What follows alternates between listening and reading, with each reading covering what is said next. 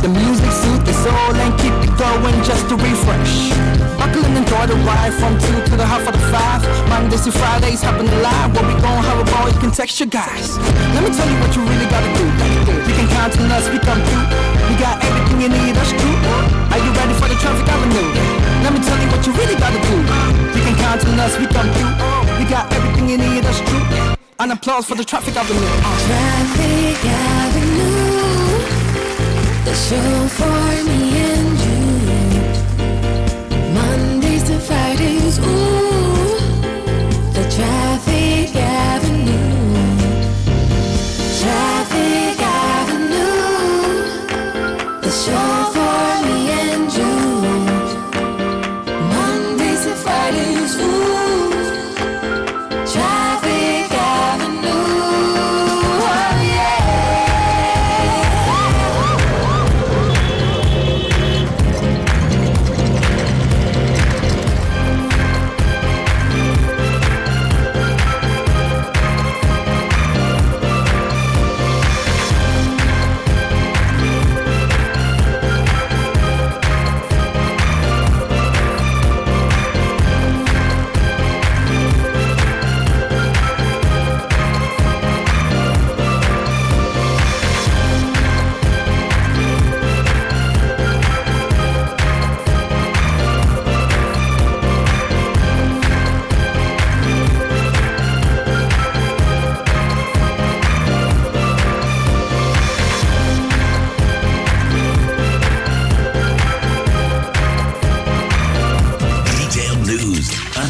Coverage.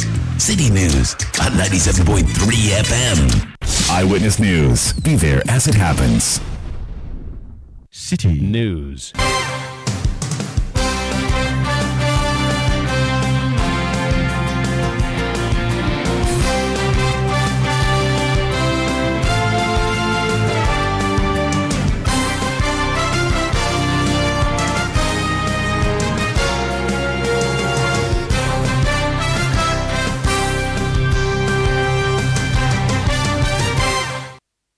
Hello, good evening. Welcome to Eyewitness News, coming to you live from our studios here at number 11, Dr. Martin Loop in Adabraka and Accra. My name is Salom Adunu. Tonight I'm here with Akosia Otre. Coming up over the next 90 minutes, majority and minority in Parliament lock horns over IGP leak tape report. Committee chair accuses the minority of preventing key evidence against the IGP from making its way into their report. Also coming up, National Identification Authority Governing Board backs its Executive Secretary Ken Atefa against the Public Service Workers Union of the TUC that petitioned the President to remove the Executive Secretary from office. Still on Eyewitness News, we go to Menchia South as Dr. Matthew Opoku Prempeh's brother seeks to represent the constituency as MP following the former's confirmation as MPP running mate. Stay with 97.3 Citi FM on this for more on this and other stories on Eyewitness News. And in business, Vice President Dr. Mahmoud Bawumia advocates for financial interoperability over single African currency. There is more business in the next 50 minutes. Eyewitness News is live across the country on all our affiliates and around the globe at citynewsroom.com. In the Upper West region, we are on Tupani Radio 88.5 in Nadoli, Jirapa 96.1 FM. In the North Upper East region, we are on Rekas 92.1 FM in Bongo, Namu. In the Northern region, this is North Star Radio 92.1 in Tamale. In the Northeast, this is Nobia FM 98.1 in Narelugu. Also in the Western region, we are on Beach 105.5 FM. In Takra, the Sky Power 93.5 FM. In Takra there as well. In the Ashanti region, this is Focus 94.3 FM on KNUST campus in Kumasi, and Orange 107.9 FM in Kumasi. In the Volta region, this is Sela Radio 97.1 in Dabala, and Holy FM 98.5 also in Aflao. In the Savannah region, Kasha 99.5 FM in Damango. Your comments are welcome via our WhatsApp line 0549 986 996. You can follow me on X, formerly Twitter, at Salom Adunu. The hashtag, as always, is City Newsroom. We go to our very first story where the National Identification Authority's governing board has issued a statement backing their executive secretary, Professor Kenneth Tefa, against a petition forwarded to the presidency by the Public Service Workers Union to remove their executive secretary for a number of alleged malpractices, including what they say breaches of the SNIT law, labor practices, etc. Now, my colleague Samuel has been pouring through that statement from the governing board of the National Identification Authority, and he joins me in the studio to help us appreciate what the responses of the authorities governing board is. Sami, welcome to Eyewitness News. What exactly has the governing board been talking about in respect of that petition forwarded to the president by the Public Service Workers Union of the TUC? Shalom, good evening. Thank you very much for your time. It's a 7-page document in response to the petition the Workers Union sent to the president demanding the removal or dismissal of the executive secretary, Professor Kenneth Tefa. In that particular petition, they named a number of things which they feel that wasn't working well within the NIA and want the president to remove the executive secretary. They talk about him being a dictator, incompetence, and not allowing workers more or less to do what they want to do within the framework of the law. So in the response, especially the area where they talk about the dismissal of some 2 staff from the NIA, in that particular response, the governing board says, that's paragraph 4, it says, in the case of Samodia, a report received from the Criminal Investigations Department, CID, of the Ghana Police Service attached to the NIA head office here in Accra indicated that he extorted money from some applicants for the Ghana card. Furthermore, contrary to the NIA PSWU claims that Samodia was dismissed for receiving a gift from a client, the uncontrovertible evidence with Samodia himself admits during the disciplinary proceedings was that he operated an unapproved protocol arrangement at the Sobin office of the National Identification Authority in Kumasi for the registration of applicants for the Ghana card and received monetary gifts from applicants. Indeed, it was so much with corrupt practices and was deeply involved, in which the dismissal was carried out by the NIA. In that particular one, they claimed that there was a committee that was set up, investigated the matter, and found Samodia culpable. The next one, it talks about Martin Akua, who was also dismissed by the NIA management. And it says that concerning Martin Akua, this matter is before the National Labour Commission, which has directed that closing addresses be filed by the 18th of July 2024 with further responses, if any, before a ruling on this particular matter on the 25th of July this year. Thus, accordingly, no comment on this particular matter will be made until the National Labour Commission rules on this matter. It gives a breakdown. It says that by its own admission and in response to the query, Martin Akoya instructed or who was instituted at the Lankwantanai Madina Municipal Assembly here in Accra had his own work schedule that requires all staff to commence work or come to work early in the morning, and that this particular individual decided to come to work at his own time. And after an inspection by the executive secretary, he found out that he wasn't coming to work at the supposed time that he was supposed to come. So, Salam, it's a 7-page document on board. So let me just run you through the conclusion, what the governing board is basically saying in respect of it. It says, in conclusion, it is our considered view that the governing board that the loss of trust in the executive secretary among members of the NIA PSWU stems primarily from the campaign of deliberate misinformation championed by the leadership of the National Identification Authority Public Service Workers Union. For example, after the NLC directed the Workers Union to call off a strike, which it considered it to be legal, they went on to tell their members that they have rather suspended the strike, which was complete misinformation. The governing board wishes to echo the NLA's directive to the National Union to educate and inform its members, that is, the NIA division of the Public Service Workers Union, to follow internal procedure for addressing their concerns and desist from writing petitions to higher authorities without first using the internal procedure.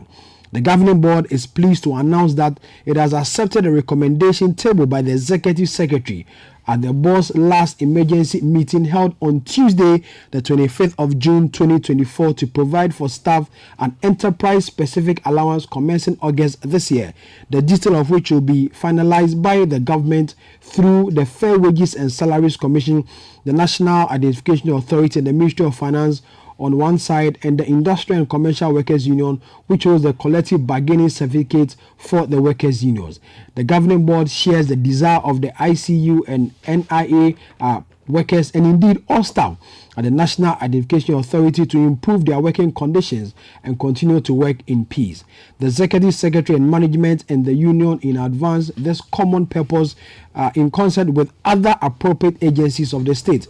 Accordingly, the governing board hereby requests all staff to have faith and trust in the leadership of the National Identification Authority and join forces to achieve this common goal. And it's signed by the Chairman, Legal, Administration and Human Resource Committee of the NIA Governing Board, dated the 5th of July 2024. So, Salam, at the last paragraph, recently the staff went on strike, demanding some few things in respect of their condition of service.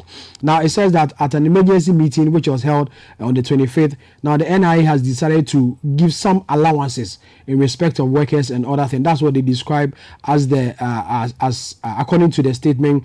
The governing board is pleased to announce that it has accepted a recommendation of the Executive Secretary, and very soon they will meet the Finance Minister, the Fair Wages and Salaries Commission, and the Industrial and Commercial Workers Union, which has the collective bargaining certificate for workers under the National Identification Authority. I see. So, has the union itself said anything about this particular statement just coming through? Have they been? So we had made contact with the union chair, who we spoke to the very day they sent this particular petition to the president. He is unreachable as we speak. But then, as and when we get him, we will speak to him and take his side of the story in respect of those response from the management and governing board of the National Identification Authority. Thank you so much, Sami. We have my colleague taking us through the statement from the governing board of the National Identification Authority, which is in response to an earlier petition sent to the office of the president,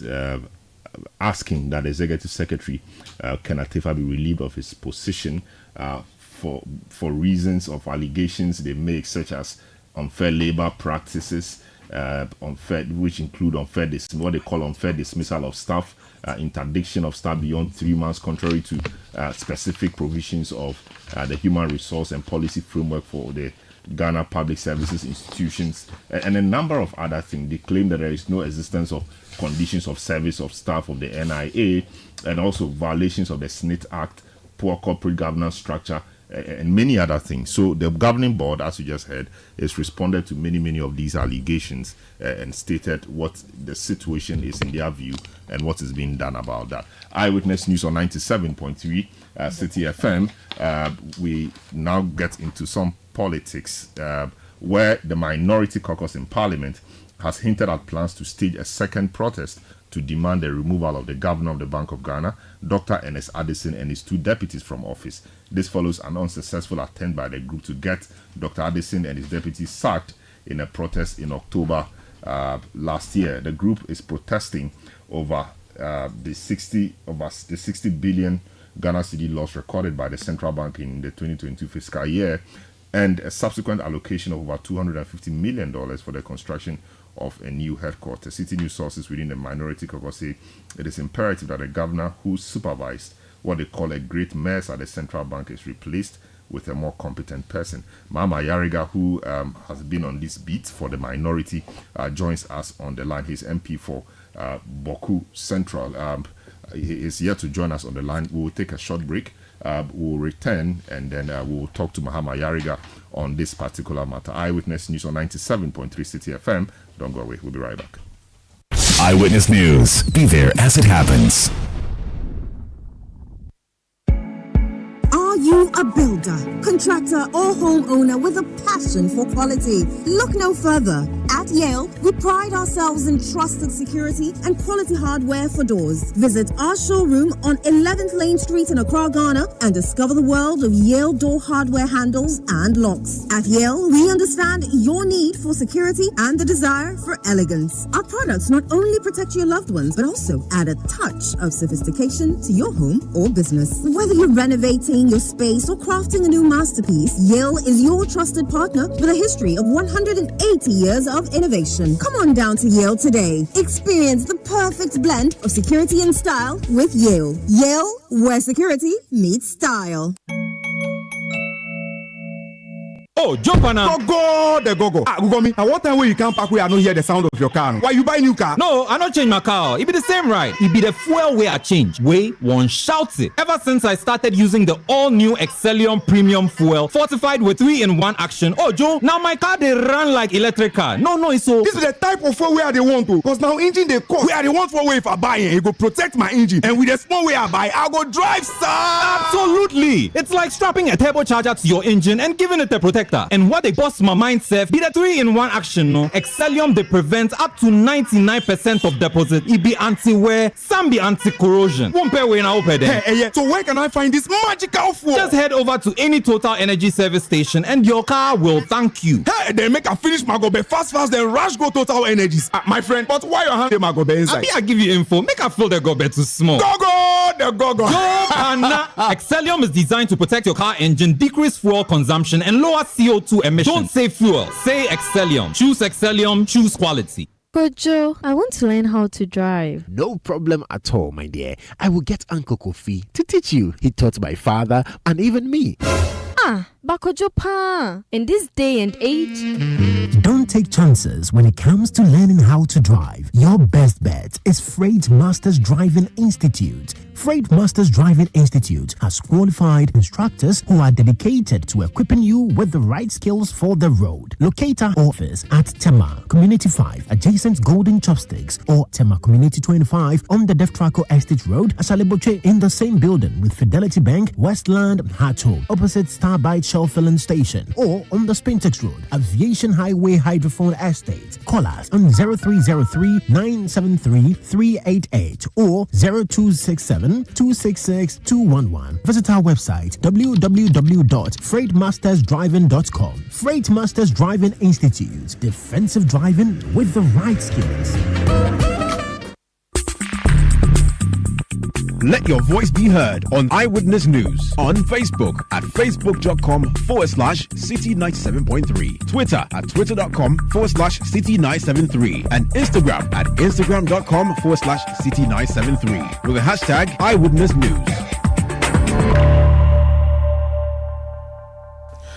Eyewitness News on 97.3 City FM. A few of your messages that have been coming through. This one from Mausi Ayebi Aista says it is concerning that the governing board of NIA is supporting Kenatefa despite petitions for his removal due to alleged work malpractices. This decision undermines accountability and transparency within the organization. It's essential for the board to prioritize the organization's integrity and reputation above personal allegiances. Upholding ethical standards is crucial in maintaining public trust and ensuring effective leadership. Ignoring valid concerns only perpetuates a culture of impunity. Now, let's move to some other story. The suspended Assin Central Constituency Secretary of the National Democratic Congress in the Central Region, Sadiq Bruni Yeboah, has issued a 3-day ultimatum to the party to reverse his suspension, failing which he will take legal action. Sadiq Bruni Yeboah and the Assin Central the Central Regional Chairman of the party, Professor Richard Kofi Asiedu, were suspended for their role in suspending a constituency's parliamentary candidate, Newsroom Shaibu Mijima. The suspended secretary has vowed to seek legal redress if his suspension is not lifted within the stipulated time frame.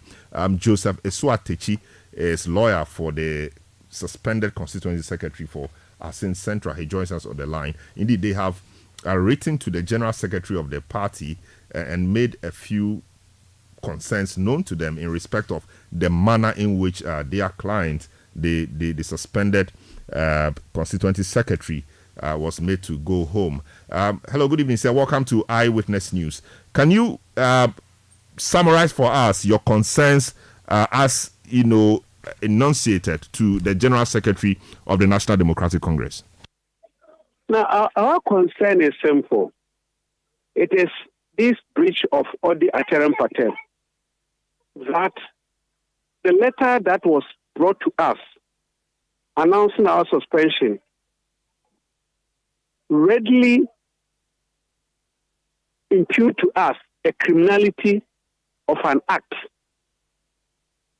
that, upon a consideration of what they claim or what the party claimed to be the basis of our suspension, we had committed some party breaches and even went ahead to talk about criminality.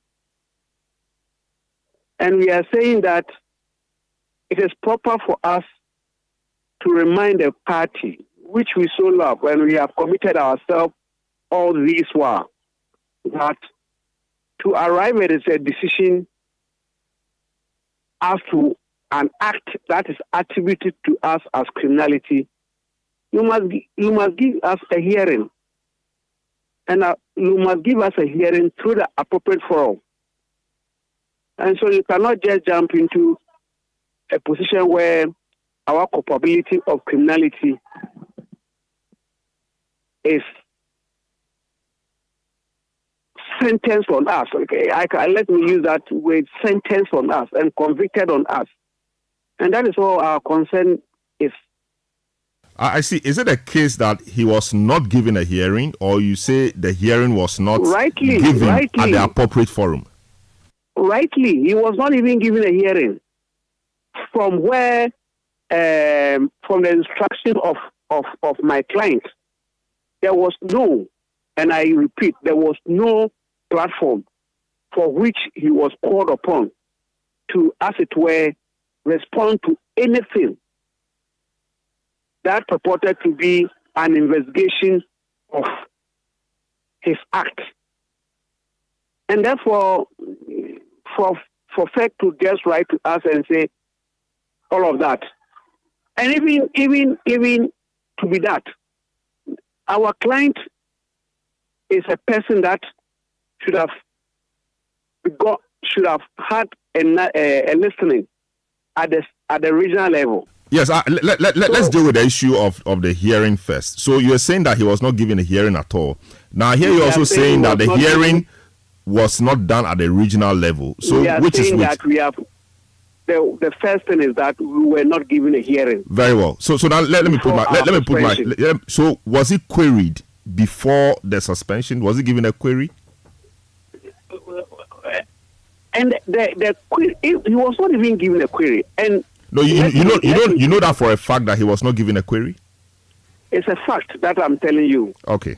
And you see, when let's use the words appropriately. You understand? Let's use the word appropriately. What is the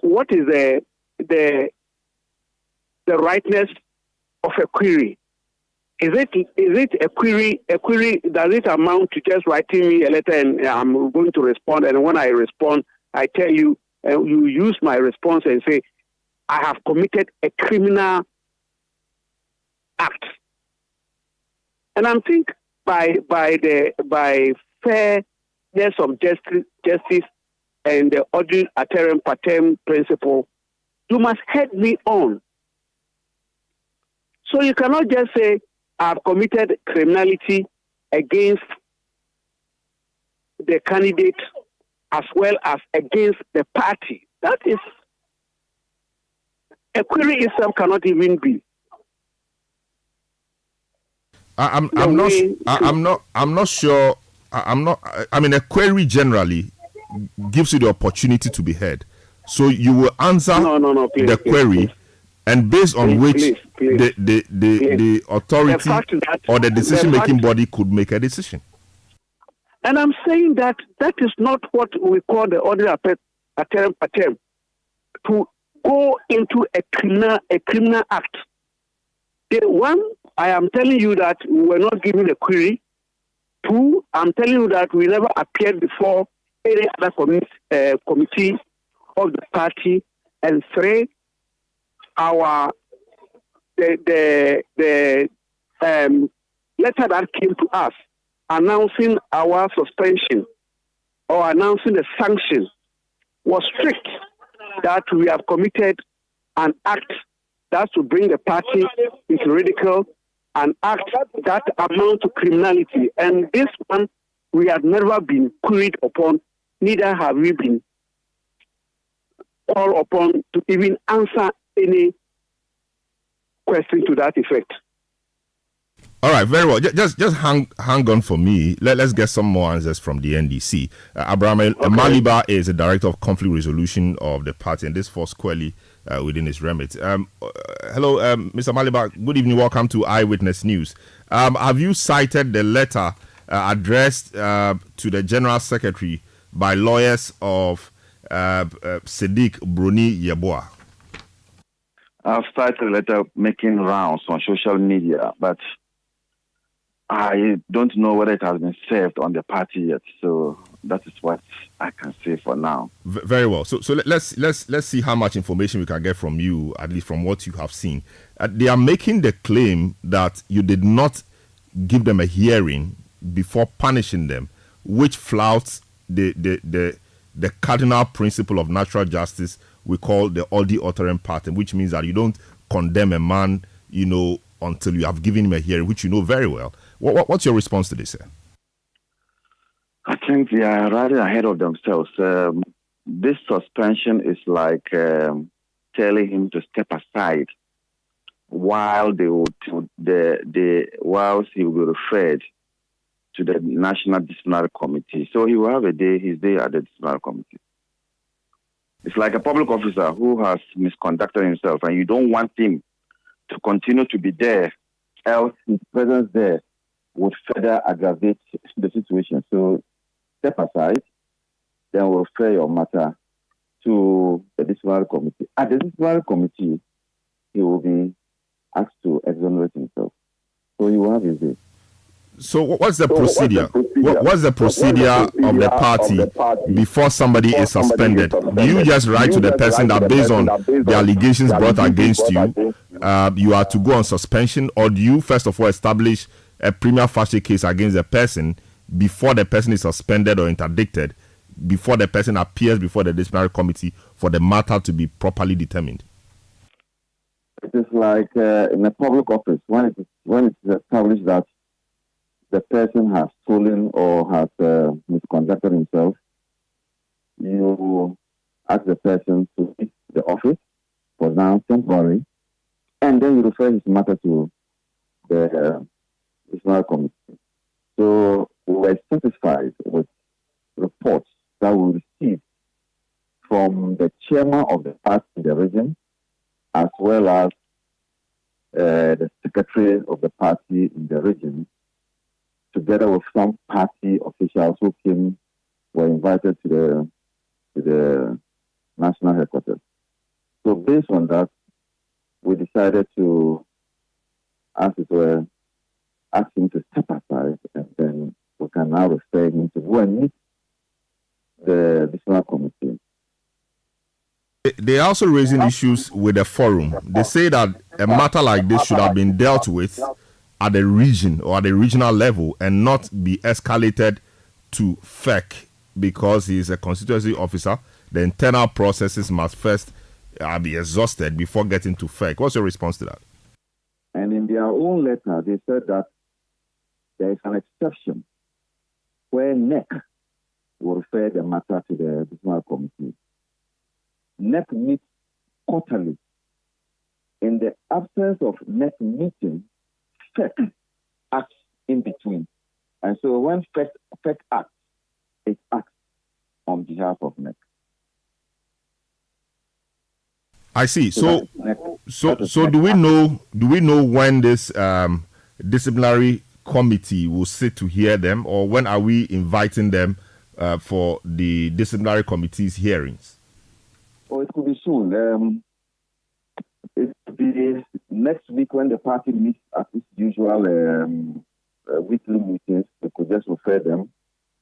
But they have the RISEC has 3 months within which to refer them to the general committee. So it could be immediate, but within that should be done within 3 months. But with this type of issue, I'm sure they will do it expeditiously. The letter cautions that they have the instructions of their client, who is your suspended executive, to demand from you the withdrawal of this suspension forthwith. And they've given you just 3 days to do so, and give him a fair hearing, if you find it meet to so do. And they are telling you to be informed that they have received strict and unqualified instructions to take legal action against you in the event that you default in that regard. What is the NDC going to do about this? The lawyers were misinformed by their client, and that's why they wrote that. Now that I've explained, they know that their clients will have their say at the national committee. All right, let me just take a quick response from the lawyers, and then we can close this matter. Lawyer Joseph Eswatechi, now you've heard explanation. This is just a suspension. It is not. It is not, a concluded punishment. So your call about fair hearing and audio authoring pattern, etc. The person in charge of conflict resolution says you're running ahead of yourself and that your client did not instruct you or give you the information properly. No, I appreciate the difficulty Councillor Amaniba finds himself. And you could just see how he began by saying that he had never seen that letter and that he saw it on social media and blah, blah, blah went on that. That is the difficulty he finds himself. But look, this is an internal situation. We don't want to escalate any kind of tension that may affect any of the parties involved. No, but the fact remains that he's been asked to step aside, which is called suspension, or in other words, interdiction. Please. How do you set aside when you come out of with a reason for setting aside that the person had committed a criminality? Why did they say? Why did they say the person? That was the allegation. Look at. That is an allegation. But one allegation, as a result of an allegation, there's a consequence of that allegation. No, wait. He's just been asked to step aside whilst they investigate the allegation. And he just told you that you will have your day at the disciplinary committee. Please, don't play on words. Don't play on words. That is why I'm saying that we don't want to escalate the thing. We had written to them, and we are very sure that Mr. Amaniba, if he's able to assess the content of what our letter would be, would appreciate that upon our 3 days. If they keep on insisting that it is just a suspension, and therefore, as a suspension, it is a first step to hear us. And maybe when we as it were, invoke whatever we want to say, invoke the jurisdiction of the court, maybe that could be a good response. But please, we are praying that this should not escalate to the point that it will be a banter between us and the party, because we hope that it doesn't go there. Let me get this clarity from you. So your contention is that before the said suspension, pending the meeting of the disciplinary committee, your client should have been given a proper hearing. Is that what you're asking for? A proper hearing. Before he is suspended, before the disciplinary committee sits. Please, a suspension is not just say, please, wait, we are looking at... these words are words that connote some kind of sanctions. They connote words of sanctions. We suspended you. We've barred you. We've done this. And it is a cardinal point in whatever law that you can't suspend me, you can't bar me, you can't. What if by tomorrow they are claiming that very soon? Have they given you a timeline where the very soon could be met? So what if it take me 6 years to be heard? Are you saying that I've been suspended only on the platter of that to you, to the suspending officer? It is his emotions, it is belief, it is thinking that I deserve to be suspended.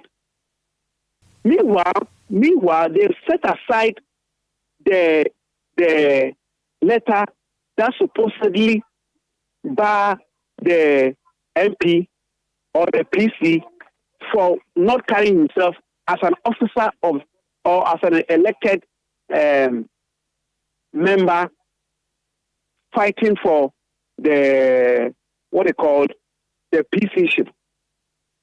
They suspended that letter. But did your client have the power to do so without informing the national executives? My client never suspended. The letter that came purported to be suspended is not for my client. My client had never suspended anybody. But your client was part of the decision-making process that culminated in the suspension never suspended anybody. Of the parliamentary candidate. He had never suspended anybody. I'm saying that he had never suspended anybody.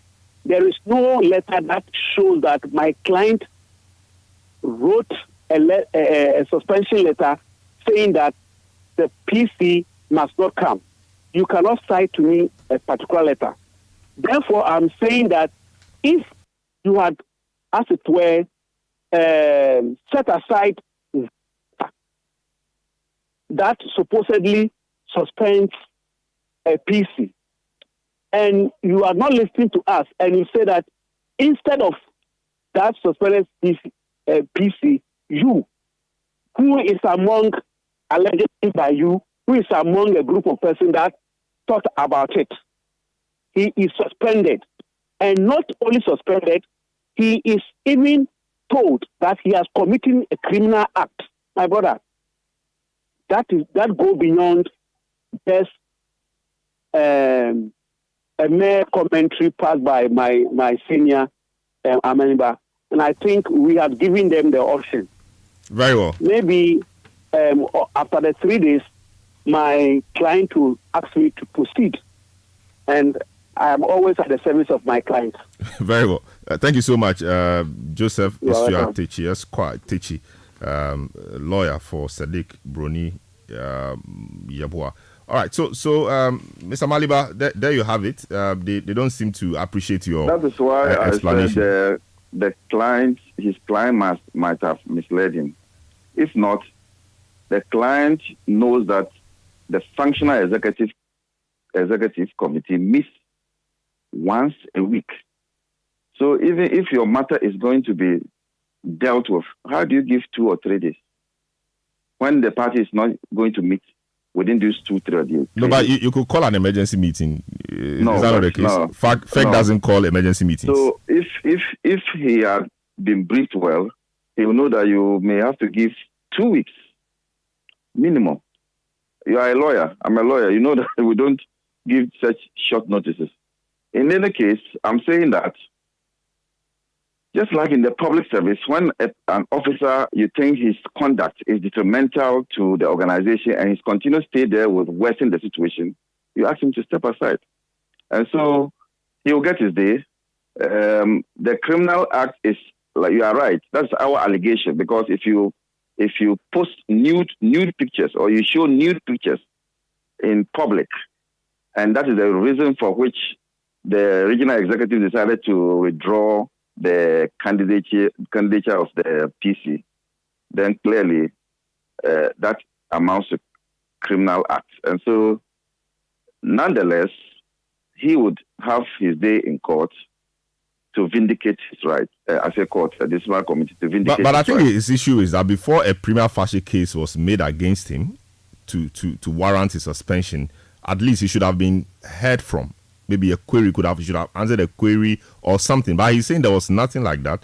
You just took the decision based on what you heard in the air. We didn't hear anything in the air. There was clearly a video that was making rounds. And that video, he was the source of it, according to the chairman of the party. The chairman of the party in the region then decided to proceed based on that false allegation. We have seen the video. That video does not show the PC with any woman. And so if the allegation was that the PC was going after his wife, we should have seen a woman. So our decision was to say that you have brought the image of the party into disrepute in the constituency. Can you kindly step aside and then we can make you appear before the disciplinary committee? And but Mr. Malib, I think that the concern really is that this is what the chairman claimed or said, that the video emanated from him. Wouldn't it have been more appropriate to call him to ask, indeed, did the video come from you? And let him say no or yes, based on which you would have established a prima facie properly, then you could have suspended him. So in that case, you would have heard from him at least at a certain level before the disciplinary committee sits to deal with the matter proper. Shouldn't that have been the case? That's another way of looking at it. This way of looking at it is because there is enough evidence before FEC that the secretary was the source of that misinformation. And so that evidence, which was before us, was enough for us to take that decision. Let him come and say that evidence is not true and he's not the one. Then we can move from there. That is when he appears before the committee. I see. So the said video showed the candidate in his nude, form, and we don't know what he was doing. Was he in his? That's all. So exactly. So he didn't see the woman. To go further, to now say that by so seeing him, he was having an affair with your wife when there was nothing of that nature, which is the reason for which the regional secretary and chairman proceeded, is something that is a serious matter, and the party has taken a view of it in that way. But does the NDC constitution or party guideline provide for a time frame when an officer is suspended, a time frame within which the party should constitute a disciplinary committee to hear the parties? Does the party have a time frame in respect of that? You would then ask the person to step aside. As in this case, what you then do is to refer him to a disciplinary committee, and you have to do that within 3 months. Within 3 months. If 3 months expires, you can renew it for another 3 months. Then when that one expires, then the matter is to be dropped and the person is brought back. So the timelines are there. 3 months within which you should be referred to the disciplinary committee. And I'm saying that because this is a very serious matter, I'm sure at the next FEC meeting, it will receive their letter. We shall pay attention to it. Very well. Thank you so much, Ibrahim Maliba, Director of Conflict Resolution of the National Democratic Congress, speaking to us on this matter of the Assin Central Constituency. Eyewitness News on 97.3 Citi FM. We'll take a short break. When we return, we'll tell you more. Don't go away. Eyewitness News. Be there as it happens. Oh, jump on now. Go. Gugomi, I want time when you come back where I don't hear the sound of your car. Why you buy new car? No, I not change my car. It be the same ride. It be the fuel way I change. Way one shouts it. Ever since I started using the all-new Excellium Premium Fuel, fortified with 3-in-1 action. Oh, Joe, now my car they run like electric car. No, it's so. This is the type of fuel where they want to. Because now engine they cost. Where they want for way if I buy it, it go protect my engine. And with the small way I buy, I go drive, sir. Absolutely. It's like strapping a turbocharger to your engine and giving it a protector. And what they bust my mind, Seth, be the 3-in-1 action, no? Excellium, they prevent up to 99% of deposit. It be anti-wear, some be anti-corrosion. Won't pay way now, pay them. Hey, so where can I find this magical fuel? Just head over to any Total Energy service station and your car will thank you. Hey, they make a finish Magobe fast, then rush go Total Energies. My friend, but why you have the Magobe inside? I give you info. Make a fill the gobe too small. Go. Excellium is designed to protect your car engine, decrease fuel consumption, and lower CO2 emissions. Don't say fuel, say Excellium. Choose Excellium, choose quality. Attention, facility management professionals. Get ready for the event of the year, the IFMA Global Africa Conference in Ghana, August 1st and 2nd at the UPSA Auditorium, hosted by the International Facility Management Association's Ghana chapter. This is your chance to meet the world's top FM experts, thought leaders, and innovators. Immerse yourself in groundbreaking keynotes, interactive panels, hands-on workshops, and unmatched networking sessions. Explore the future of facility management in Africa's booming built environments. Don't miss out on the epic gathering of minds and ideas. The IFMA Global Africa Conference, August 1st and 2nd at the UPSA Auditorium. Be there. Proudly sponsored by Fiddus Group. To register or to sponsor, please call 0558 368 544. Hey, today. I can't wait to watch my favorite sports on my newest NASCO television.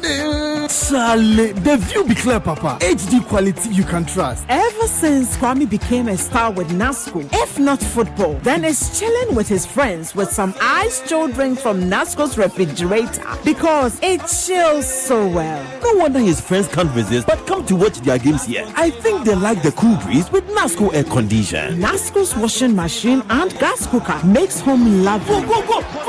It's always fun with NASCO home appliances.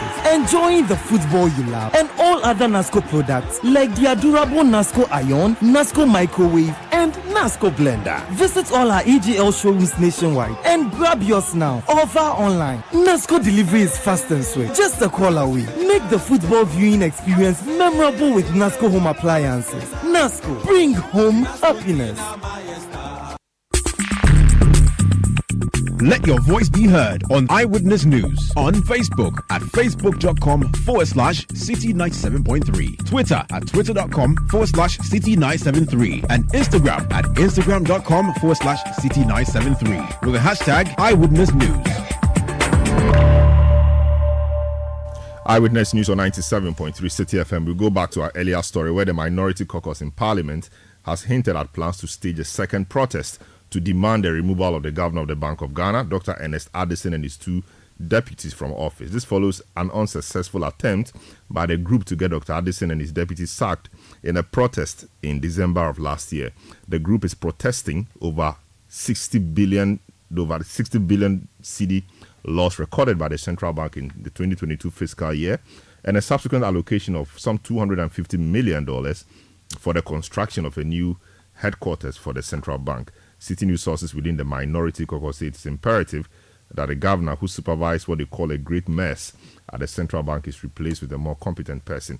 Mahama Yariga, who has been leading that beat for the minority, joins us on the line to provide us some more updates on this intended demonstration. Hello, good evening, sir. Welcome to Eyewitness News. It's been over 8 months since the first demonstration was held. What has taken the minority so long to stage a second one? I mean, there's been a lot of intervening circumstances. But we had limited voter registration exercise.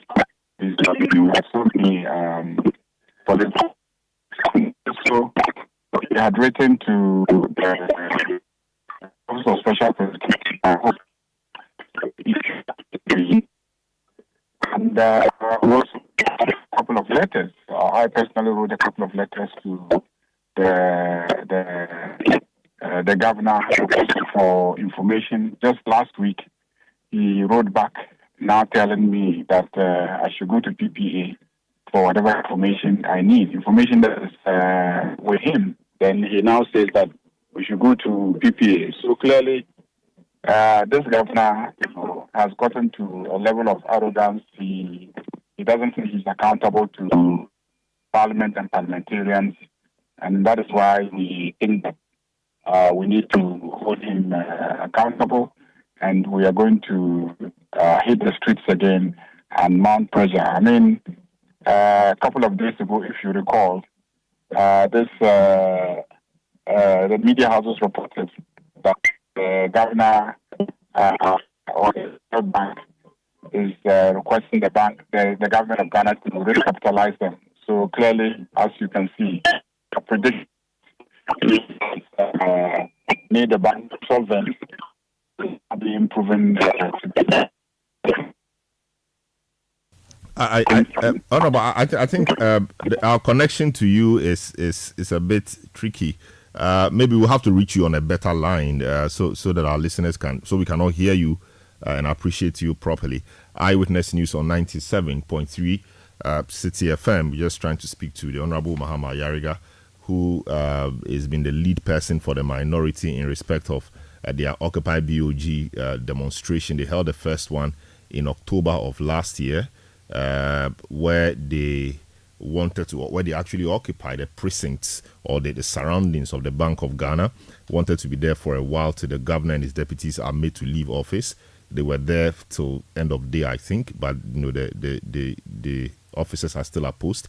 They say they want to stage a second one, and we're just trying to find out from them when exactly that will happen and why it is taking them quite a while to organize themselves to start the second one. And he's saying that there were a lot of intervening factors, including the voter registration exercise and the fact that there were other people who were speaking and doing a few things and their own attempts to get the information from the BOG, but that has failed to yield any result. So that's where we are now. We're working the lines to get the Honorable Mahama Ayariga back on the line. Eyewitness News on 97.3 Citi FM. In the meantime, we will give you some more stories as we work to get Mahama Ayariga back on the line. Now, the Africa Education Watch is calling on all stakeholders to join efforts in combating examination malpractices during this year's Basic Education Certificate examination. Over 2,000 candidates who sat for the 2023 exams were investigated by the West African Exams Council for suspected malpractices. Speaking to Citi News ahead of this year's BEC scheduled for Monday, July 8, 2024, Divine Ekpe, the Senior Programs Officer at the Africa Education Watch, called on parents, teachers and the WAEC to ensure incidents of malpractices are reduced in this year's exams. So what has to be done at this point is for WAEC to ensure that the GS staff that they engage, they actually provide an examination supervision that ensures integrity in the entire process. So this is now more about the GS staff that will be providing the external supervision. They will have to ensure that whatever they do, there's integrity in whatever. And then parents also have roles to play. But I think we don't need to, at this particular stage of the children's life, to be introduce them to more practices. It's not a good value. So parents have to encourage their wards to engage in such practices by giving them mobile phone to get some of these things on their mobile phone in the examination hall. Help. And then teachers who will be the supervisors in the examination hall.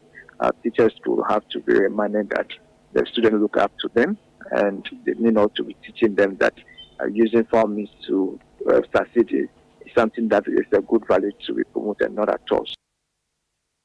Divine Ekpe is the Senior Programs Officer at the Africa Education Watch. Now let's get back to Mahama Ayariga. We have him back on the line. Hopefully the line is better now. Honorable, welcome back to Eyewitness News. Yes, you were explaining to us what took you so long to organize the second one, and you said that there were intervening factors such as the voters registration exercise. Yes, and beyond that, during the period, we also were writing and demanding more information from the central bank. We took the matter to the Special Prosecutor's Office, believing that they will be seized with the matter and then they will take some action in relation to our complaints. And throughout this period, nothing has happened. In fact, now we are told that the central bank governor has even started constructing a residence for the governor, running into several millions of dollars. And we wrote to him requesting for information regarding the cost of that project, and he's refusing to respond. So that's why we have decided that we will have to get back to our original approach to demanding the resignation of the central bank governor and his deputies and the entire board of the central bank. If you recall, we indicated that the bank had become insolvent, and he kept denying and saying that the bank had policy solvency, but clearly a couple of days ago, many of your media houses reported that the bank was now requesting recapitalization from the government of Ghana. And it is something that we predicted will happen because of the unprecedented damage that they have done to our central bank. And so this governor and his team must leave so that we can hold them accountable. And if you look at what has happened to inflation, if you look at what has happened to monetary policy, if you look at what has happened to the exchange rate, if you look at what has happened to the financial sector, the collapse of the banks, and all that, we cannot continue to have that team, managing monetary policy in this country. They must leave and they must be held accountable. I see. So when are we seeing this demonstration? The details, you have the details yet? When are we expecting to see this? We are still consulting on the issues of dates and the details, and we will definitely communicate back to you. I can assure you that we will get back. Very well. Thank you so much, the Honorable Mama Yariga, Member of Parliament for Boku Central, speaking to us on this. Let's get to our other headline story, where the Speaker of Parliament, Alban Babin, has instructed a parliamentary committee investigating the leaked audio about a plot to remove the IGP, Dr. George Akuffo Dampare, to complete its work. This directive comes amid disagreements among committee members over the final report. Babin cited counter-accusations between committee chairman Samuel Atache and vice chairman James Agaga as creating an atmosphere unsuitable for the House to make an informed decision. Let's first listen to the argument between Samuel Atache and James Agaga. There was a very serious matter. What was the serious matter that came before the committee?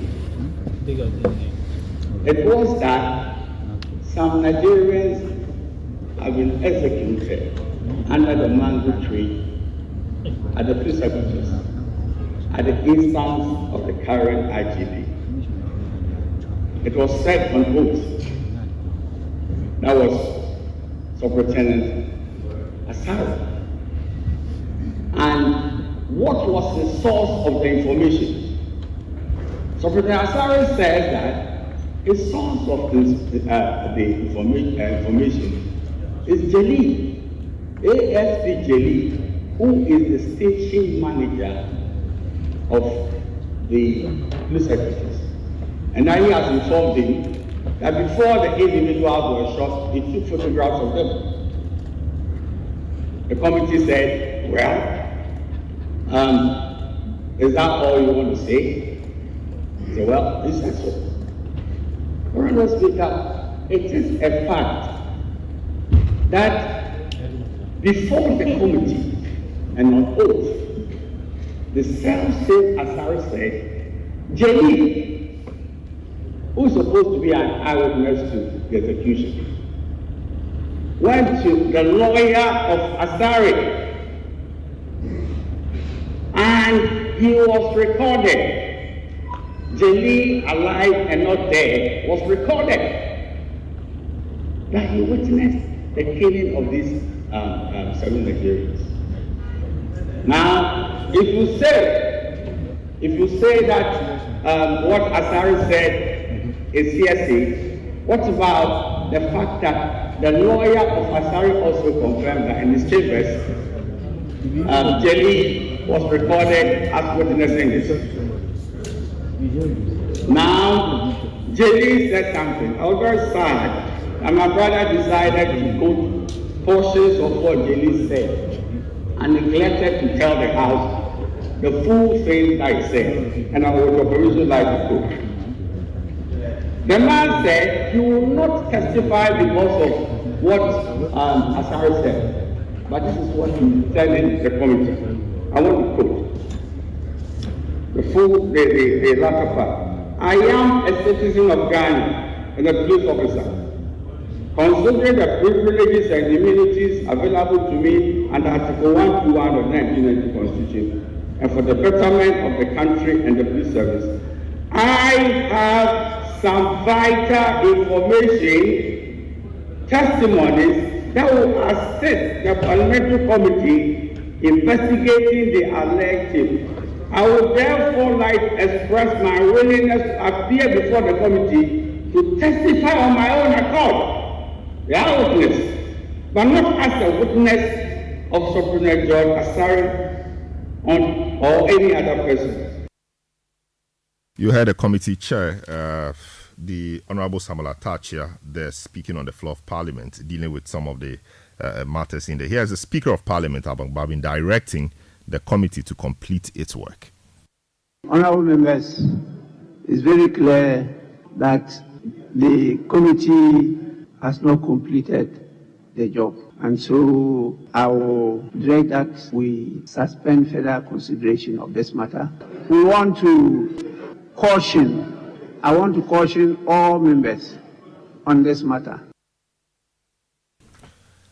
You heard the Right Honourable Speaker of Parliament, Alban Babin. Eyewitness News on 97.3 Citi FM. We'll take a short break. Return with City Business News. Don't go away. Eyewitness News. Be there as it happens.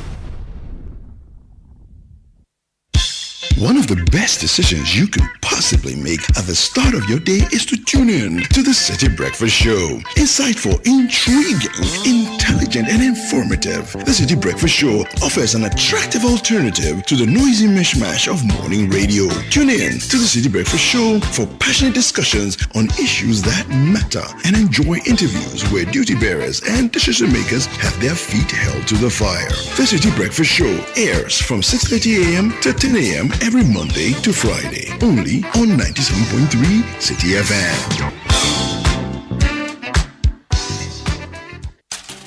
Are you feeling tired after a hard day's work? Have you lost your appetite even for your favorite dish? Viral Blood Tonic is a nutritionally balanced, pleasant-tasting tonic fortified with iron and vitamins to boost your appetite and energy levels for high performance. Viral Blood Tonic, easy to take and good for the whole family. Viral from Danex Iting Starwin PLC. If symptoms persist after 48 hours, consult a physician. This advert is FDA approved. If home is where the heart is, then let's go home. Shall we? Let's go where the entertainment is. Where the passion is. Where the laughter is. And sometimes even the tears too. Let's go where we feel safe enough to share our opinions. And send tweets. Where we do that embarrassing little dance to our favorite song. Let's go home where the love, the care, and the joy live. There's no place like home. Connect your home to super fast internet with affordable data bundles from MTN Home. Visit broadband.mtn.com.gh or your My MTN app to sign up today. MTN. Eyewitness News. Be there as it happens. Get the details. Every significant financial transaction, every market movement, and all the policies that affect your business. City Business News. Be informed. Time now for City Business News on Eyewitness News. My name is Akosia Otre. The details now. Vice President Dr. Mahmoud Bawumia is proposing a policy shift in the criteria for adopting a single currency among African countries, suggesting interconnected payment platforms rather than focusing solely on macroeconomic stability across the country. Well, he argues that Africa's inability to meet the economic convergence criteria for the rollout of a homogeneous currency to boost cross-border trade indicates that a seamless payment regime can only be achieved through financial interoperability systems. Well, he made this call as a guest speaker at the Continental Mobile Interoperability Symposium organized by the Africa Prosperity Network. Whether you are talking of inflation or the deficit or the reserves or exchange rate depreciation, it has been difficult. And it has been a target, therefore, that we keep moving. Anytime we come close and we say we would achieve it in 2020, we then extend it to 2025 or 2028. It's a constantly moving target that we have. The reality is that it has been difficult. in our countries. So I believe that if we are serious about it, we can work towards mobile money interoperability at the continental stage. And therefore, we should move away in this regard from the macroeconomic convergence criteria to digital payments convergence criteria.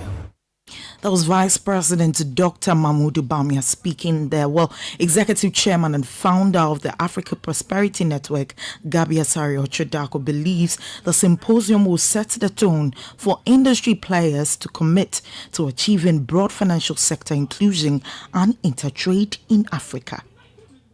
The technology to make that happen is before us. What is required is the will to make it happen.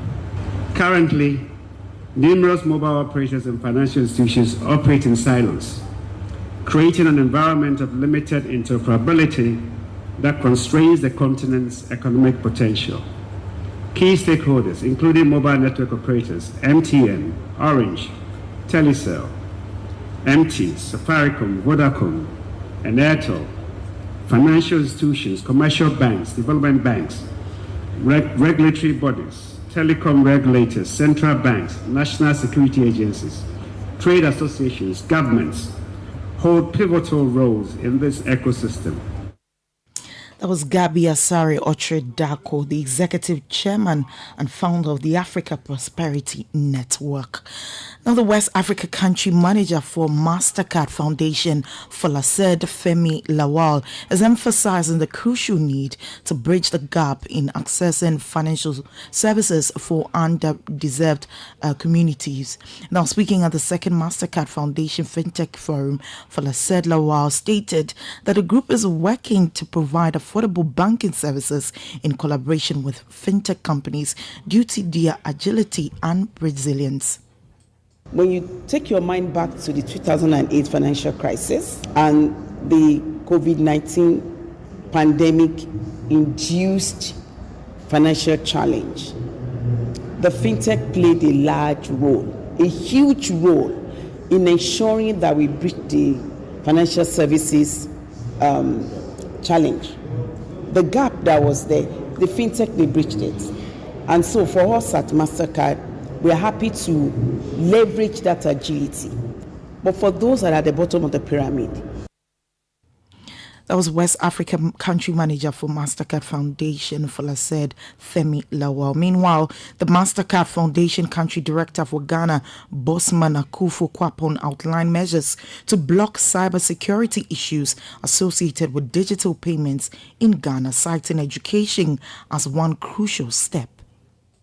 You see a corresponding growth in cybersecurity issues within the markets. Just to give you an example, Ghana last year alone recorded cybersecurity losses of around 50 million Ghana cedi, and therefore it's imperative that we all, as players within the industry, do a number of things. One of it is investing in cybersecurity infrastructure that helps us enhance and prevent cybersecurity issues. The second one is really education, right? And when we talk about education, we look at two things. Internal education, how do we educate our staff so that they are abreast with current trends and they also know how to prevent these issues. That was Bosman Akufo-Kwapon, MasterCard Foundation's Country Director for Ghana. Now, energy analyst Dr. Yusuf Sulemana says despite Nigeria winning the bid to host the headquarters of the Africa Energy Bank, the establishment of the bank will attract the needed investments to help African countries to transition its energy process easily. Ghana has missed out on the hosting rights for the headquarters of the $5 billion Africa Energy Bank. Well, Ghana lost the bid to Nigeria after coming in second out of the 6 countries which participated in the bidding process. The decision was taken after rigorous infrastructure assessment by the African Petroleum Producers Organization and Afrexim Bank. Dr. Yusuf Sulemana has been speaking on the issue. The benefit is not going to be Nigeria. I think it's going to be Africa that wins in this case. And I'm saying that most specifically with respect to the fact that if you look at investment within the energy sector, it's going to be very, very keen. an ensuing capital discipline where the multinationals are no more willing to invest into African continent unless they dictate to African continent what they want to use the investment for. And then you can imagine, we always want to say that we want to guarantee ourselves just energy transition, yet we don't have our own capital to do our investment. That's always going to be difficult. So yes, the inception of AEB, African Energy Bank, has been a huge boost for this kind of process where African at this moment in time, once they set up this and they kick it running, with the help of AFTAC that is headquartered in Ghana and conduits like African Development Bank and Afro-Exim Bank. In fact, they come together to put up this energy bank. So yeah, they'll be able to champion investment. That was energy analyst Dr. Yusuf Suleiman. Finally, the Ghana Real Estate Development Association, GREDA, has expressed concern over the incessant increases in the cost of cement, pointing out that it will erode investor confidence in the sector. The executive secretary of GREDA, Samuel Amegaibo, also stated that the astronomical hikes in the price of the commodity will have serious repercussions for manufacturers and consumers. While speaking to Citi Business News, Samuel Amegaibo called on the government to reach a consensus with the cement manufacturers to resolve the matter. We don't think it is good for the industry because, there are investors around who might have interest in investing one of the value chain or the other. And so when they get some of this information that we don't have that rapport with the ministry and the industry players are unsatisfied with certain things, it doesn't instill confidence. In the past, we see cement going up by 1 cedi, 2 cedi here and there. Now you can see a jump of 10 cedi, 12 cedi, 15 cedi, and I think it throws your project out of gear and can bring a lot of problem to you where you have contractual relationship with people to deliver houses at a specific price. That was Samuel Amegaibo, Executive Secretary of the Ghana Real Estate Development Association, GREDA. Well, that's how we wrap up this week's edition of the Citi Business News on Eyewitness News. My name is Akosia Ochidu. Stay with us. Up next is Point Blank. Be there as it happens.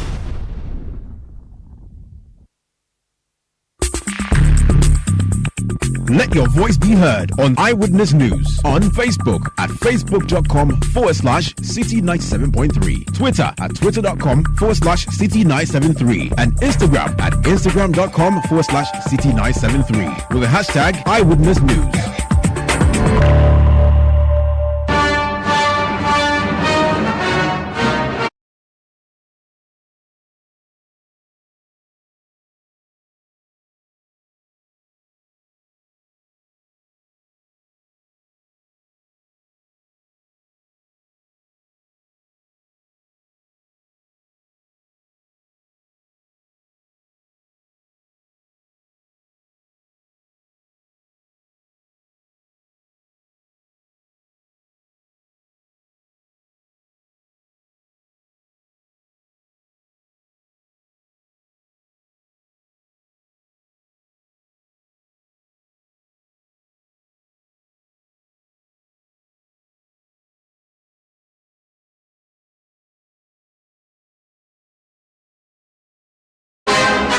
Tonight on Point Blank, we bring you an engagement between the Inspector General of Police, Dr. George Kufu Dampari, and the Christian Council of Ghana. During that engagement, the IGP assured the council that the police service is ready to maintain security throughout the December 7 general elections. Let's take a listen. The police, working with the other security agencies under the auspices of the National Election Security Task Force, we are ready. We're ready, and we've been ready for years because we have institutionalized and mainstreamed election security for the first time in the history of this country, where elections are not seen as events, but as a process in a cyclical form where the end of one is the beginning of the other. And this has led to a situation where with all the elections we've had since we re-strategized and came out with this approach towards the management of election security. All the elections that we've had for the past almost 3 years has been so peaceful, be it internal elections of the parties across the constituency to region to national, as well as the selection of their parliamentary candidates and their presidential candidates, has been historic in terms of the nature of security provided and the results in terms of how violent-free these elections have been. That is one other indication that shows our readiness working in concert as security forces and also working in concert with other stakeholders, and more importantly, with the Ghanaian who is patriotic, wanting to see the country continue to be at peace with itself. The other thing, if you have monitored, is our ability to look at every by-election as a national election, except that it is happening in just a constituency. Because anytime these elections were happening in the past, we were all over the place having instances of one violence or the other, damaging our electoral processes, as well as putting the beauty of our country, which is seen as a beacon of hope in a sub-region and across Africa, putting it in danger. We've been able, working with this new concept, work out in such a way that all these by-elections have passed in a manner that has gone to win the hearts and minds of everybody involved, and also brought a lot of credit to the country that we call our home. More importantly, this whole idea of seeing that election as just a national election, except that it's one constituency, is because, like we said in the past, if it is localized, as we've said time without number, if an international match is being played, you don't send local team to go and face an international match. So if election is being happening in one constituency, and every person related to a political party goes there to work, we cannot see why we should leave the security of the space to a district commander or a divisional commander, and then the next hour you hear there is violence and we should bring reinforcement. We would rather be proactive, and if you want to be even very strong, we say that we'll be more proactive and ensure that we provide sufficient security and take it at the scale of national than making it a local thing for it to create problems. And this is what I've also seen us through with all the peaceful processes that we have. When you come to 2024 elections, what you are seeing is another milestone in terms of the quality of security that we've been providing. It's all about ensuring that there is a clear de-escalation mindset. People will have confusion, agitations, but in the midst of all that, we need to be very professional and make sure that at the end of the day, we are able to calm nerves and make sure that we settle issues among the viewing parties in a way that will rather make them united than go with another level of professional attitude that will take away the peace that exists within those communities. So if you have looked at it carefully, where we need to act tough, we do act tough.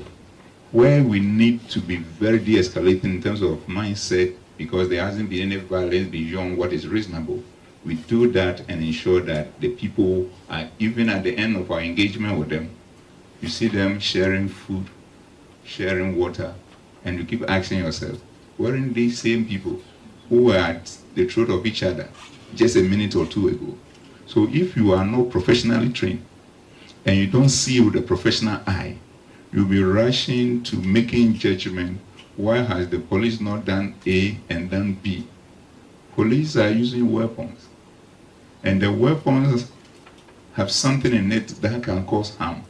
So before you resort to these things, you must make sure that you have a justification for doing what it is that has been done. So if it doesn't call for it, we will not get there. If it calls for it, we will deal with it. And that is a message we also want to send to the good people of this country, for them to be at peace with themselves, individually and collectively, and be assured that we are on top of the game. Where we need to add soft, we will add soft. Where we need to add tough, we will add tough, because Ghana, whether it's our beloved motherland or fatherland, belongs to all of us. We all have equal share. And looking at how much even of our time that has been spent, we have little left of it to live around here.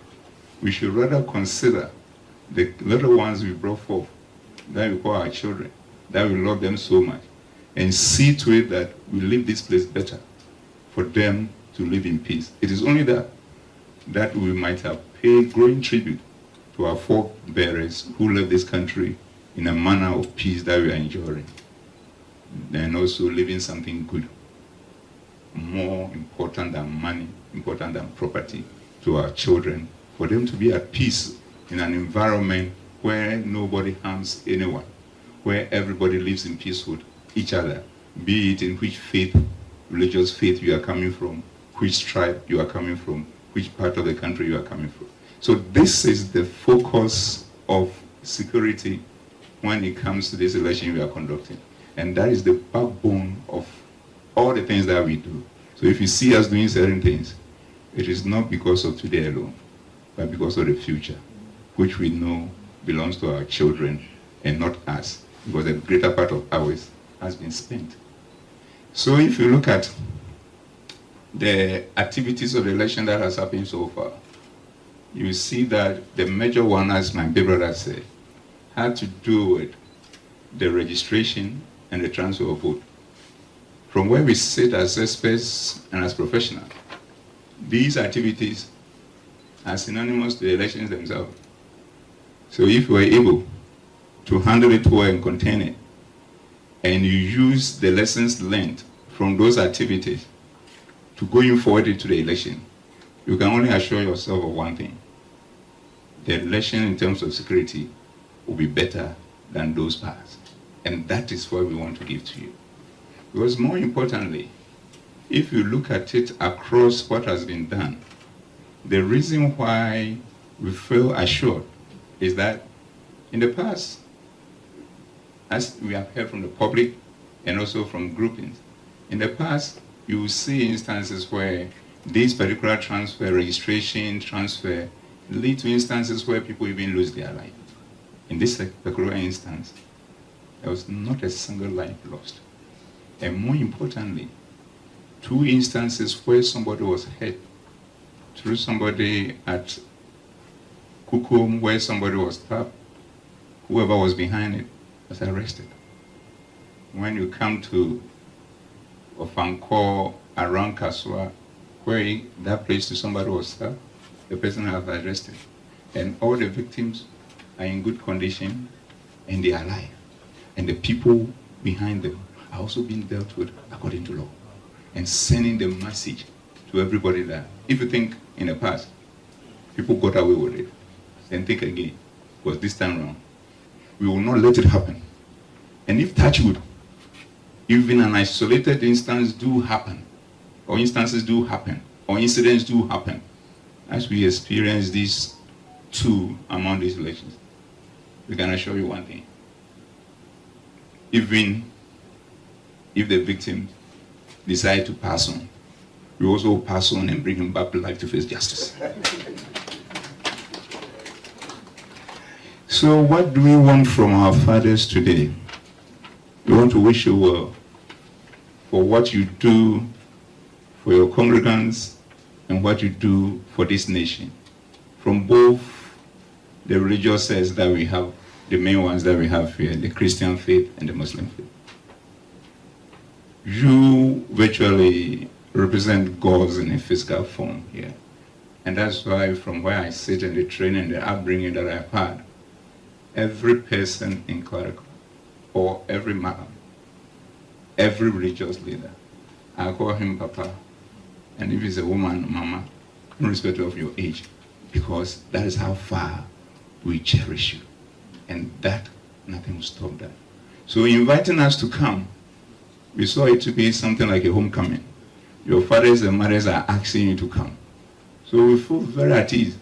And that's why we are encouraged and confident to share our thoughts and give you the assurance that we are ever ready, working with all the security agencies under the auspices of the National Election Security Task Force to prosecute our agenda of ensuring that there is peace, security, law, and order during this election in a manner that has never happened before.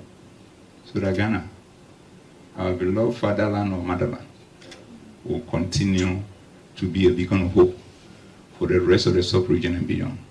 So I ask of two things from the eminent persons. The first one is that we need you and the rest of the country to have our back. Have our back by encouraging us and motivating us, because the work we do is hard. And there are people who don't love this country, and they are envious of the peace, security, law, and order we enjoy as a country. We should do all what it takes to ensure that evil does not triumph over good. So that at the end of the day, if you have our back and you have it solidly, and we are encouraged to go out there and prosecute our security arrangement, we will be very committed professionally, because we know that when people who don't love this country and they wish we don't have the peace we are having, they come after us and we are dealing with them in accordance with law, and we explain ourselves for everybody to know, we have people who stand by us instead of either being quiet and allowing people to throw things out there and discouraging us such that they get up the next day is not sure how to approach a situation. And having our back, we are not asking for pampering beyond what is constructive. And we are asking that where you need to criticize us, both in private and in public, do so because we feel that that is the best way to go. But let's do that with dignity, with decorum, and in a manner that will end up encouraging us to do more and learn lessons from the mistakes that we might have committed. The second one, Papa, is to plead with you that if you look at it, virtually Ghana, even though our constitution is a secular state, but our tradition is a religious state. And everybody in it belongs to one faith or the other. So I presume that everybody believes that there is a God sitting somewhere. So I don't ascribe to the mindset that there are some people think that there is none. So if all of us prefer God, then what it means is that almost all of us, 100%, we are religious people, and the people who lead us are in this room. And any leader who speaks to his people or her people, they listen. So if we are able to proactively engage our congregants on weekly basis, telling the things that they need to stay away from, the things that they need to project about these elections, about security, about peace, half of our work will be done. Half of our work will be done.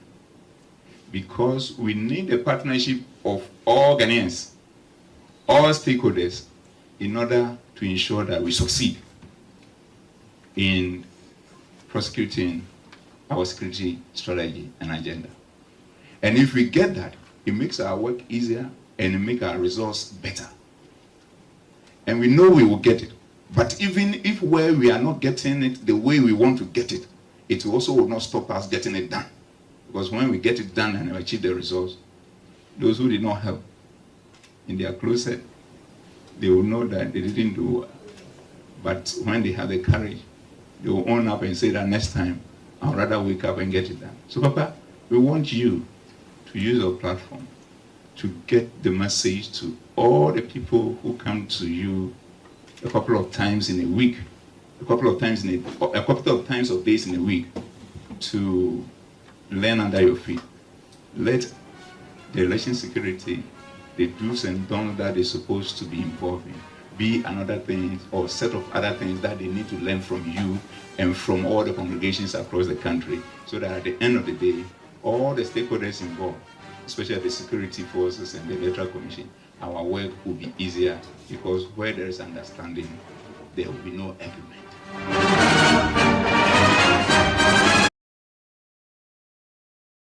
Dr. George Ekufu Dampari speaking in an interaction with the Christian Council of Ghana on preparations ahead of election 2024. This has been our show for today and for this week. Show produced by Nana Kobna Wilson, Beverly London, Sami Wiafe. Technical assistance provided by Daniel Squashi, and Edwin Kwakofi provided social media support. Earlier you heard Akosia Otri. My name is Selom Adun. Make a date with me tomorrow at 9 a.m. for The Big Issue, where we discuss the topical stories which made the news this week.